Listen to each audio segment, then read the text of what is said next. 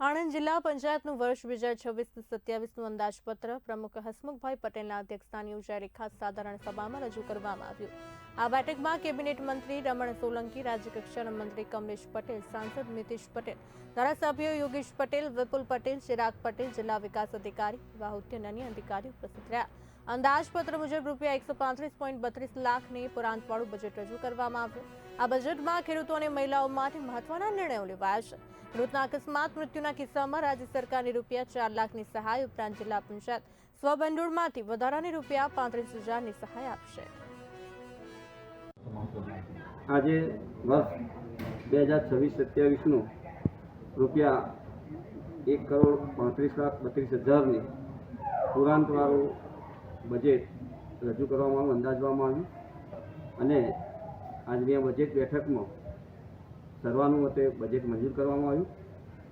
આજની બજેટ બેઠકમાં સવિશેષ ઉપસ્થિતિ કેબિનેટ મંત્રી માનનીય શ્રી રમણભાઈ સોલંકીજી, રાજ્ય કક્ષાના મંત્રી શ્રી કમલેશભાઈ પટેલ, સાંસદ સભ્ય શ્રી મિતેશભાઈ પટેલ, ધારાસભ્ય શ્રી વિપુલભાઈ, યોગેશભાઈ, ચિરાગભાઈ અને અમારા તમામ જિલ્લા પંચાયતના સૌ ચેરમેનશ્રીઓ, સૌ સદસ્યશ્રીઓ, વિરોધ પક્ષના નેતાશ્રી સૌ ઉપસ્થિત રહ્યા અને આજના આ બજેટ સર્વાનુમતે મંજૂર કરવામાં આવ્યું। સાથે સાથે બજેટમાં વિશેષ જોગવાઈ એવી કરવામાં આવી આ વર્ષના કે ખેડૂતોને સરકારશ્રી આકસ્મિક વૃત્તિમાં 4 લાખ રૂપિયાની સહાય કરે છે।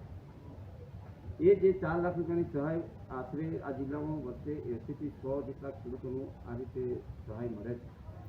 એ જે ખેડૂતને સહાય મળે એને જિલ્લા પંચાયત સ્વભંડોળમાંથી વિશેષ 35,000 રૂપિયાની સહાય કરવાનું અમે સ્વભંડોળમાંથી આયોજન કર્યું છે। આ સિવાય કુપોષિત જિલ્લાને સુપોષિત કરવા માટે ગ્રામ પંચાયતોને પણ અમે પ્રોત્સાહન ઇનામ આપવાનું આયોજન કર્યું છે। 8 તાલુકામાં 1, 2, 3 ઇનામ એમ કરી અને 8 તાલુકામાં 3 ઇનામો જે ગ્રામ પંચાયત સુપોષણ બાળકો થશે તેના આંગણવાડીના એના ગામના બાળકો એમને અમે ઇનામ આપીશું। આ સિવાય દીકરી અને બહેનો જે સુવાવડ વખતે કોઈ સંજોગોમાં જો માતા મૃત્યુ થાય અને બાળક એકલું જીવે એવા સંજોગોમાં બાળકને જિલ્લા પંચાયત તરફથી 50,000 રૂપિયાની વિશેષ સહાય આપવાનું અમે આયોજન કરેલું છે। તો વિશેષ કરીને જિલ્લામાં 5 વર્ષની અમારી કામ પૂર્ણ થતી હોય ખૂબ સારું સરકારની જે યોજના છે, સરકારની જે ગ્રાન્ટ છે એ છેવાડાના માનવી સુધી પહોંચાડવા માટે અમે તમામ સદસ્યશ્રીઓએ અને અમારા તમામ અધિકારીશ્રીઓએ ખૂબ સારો પ્રયત્ન કર્યો છે, જેના થકી ખૂબ સારા વિકાસના કામો જિલ્લા પંચાયત આણંદ થકી આખા જિલ્લામાં